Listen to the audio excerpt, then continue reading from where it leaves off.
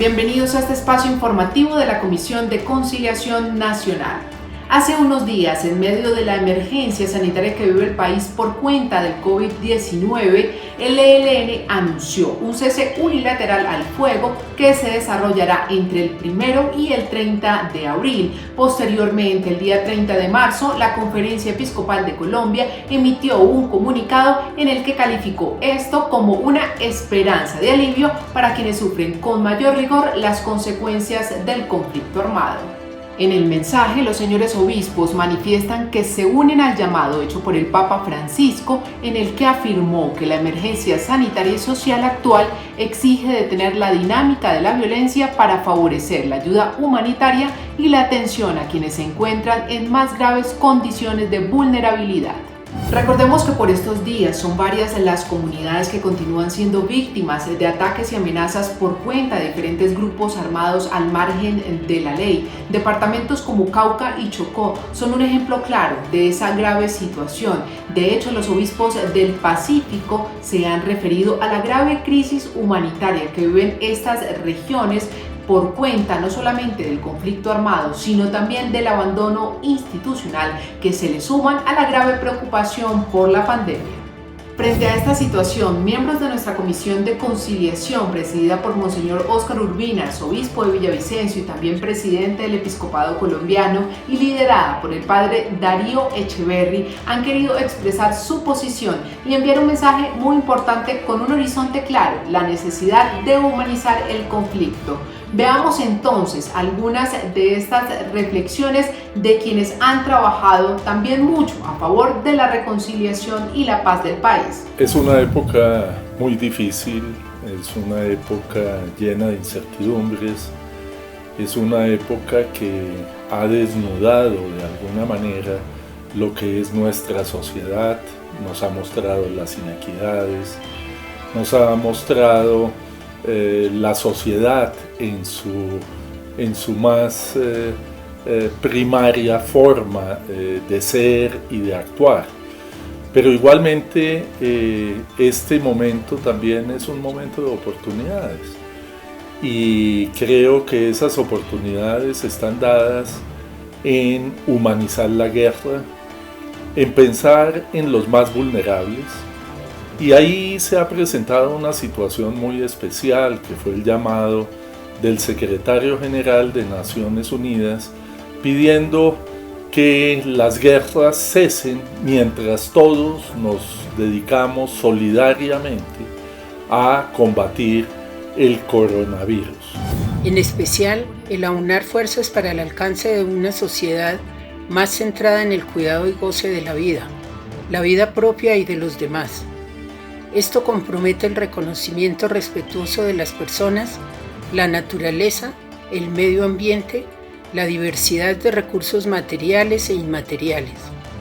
En consecuencia, quienes le apuesten a una sociedad más justa y equitativa deben respetar por encima de todo la vida y contribuir a su cualificación a través de las ideas, las propuestas, la participación propia y de los demás, por los canales institucionales que permitan escuchar y canalizar las voces y aprender de las acciones en pro del interés común. Quienes tienen la responsabilidad de trazar políticas y programas para el alcance de estos objetivos tienen el deber de escuchar, tramitar las demandas y adoptar las soluciones. Los gobiernos, en sus distintos niveles, pero en especial el gobierno nacional, tienen enormes retos, no solo de cara a enfrentar esta crítica situación de pandemia, que por grave que sea, no agota los múltiples y complejos problemas del país, sino también deben mantener en la agenda los compromisos de construcción de paz y reconciliación que deben ser honrados mediante acciones concretas y de largo alcance. Anunció un cese al fuego de un mes, pero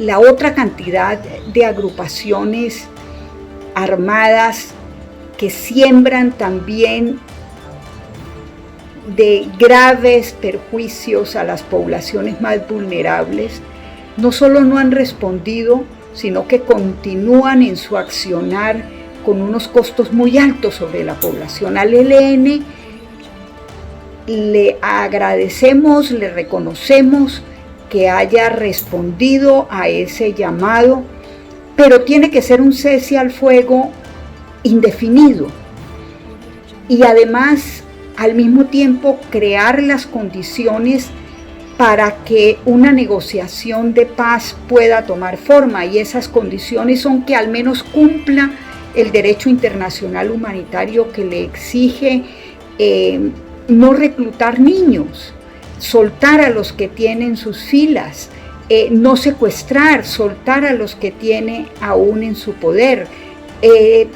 desminar el territorio que ha ido minando para proteger su accionar. Y al resto de agrupaciones tenemos que seguir insistiendo en la urgencia de parar sus acciones de guerra, de violencia, que aprovechan la criminalidad para empujar economías y tráficos ilegales. Este llamado obviamente también tiene repercusiones sobre el gobierno. El presidente Duque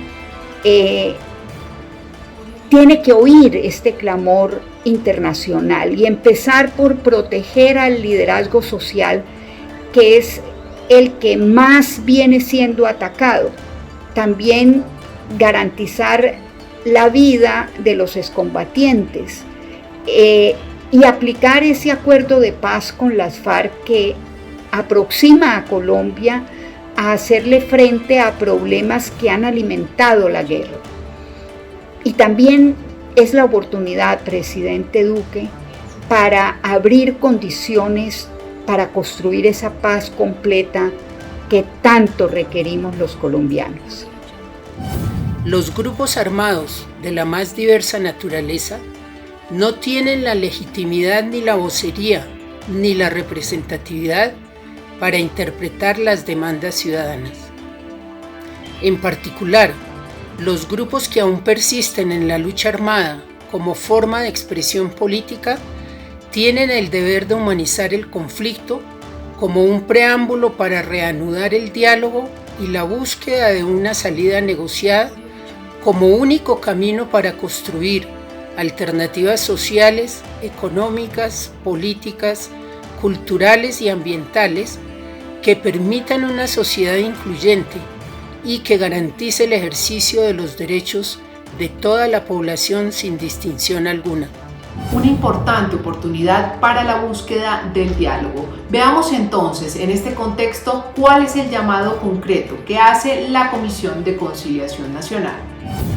Este es un camino de corto y mediano plazo y por tanto, si bien es positivo el pronunciamiento hecho por el ELN de hacer un cese al fuego y de hostilidades, 30 días son insuficientes para construir un clima de confianza que permita iniciar un diálogo fructífero.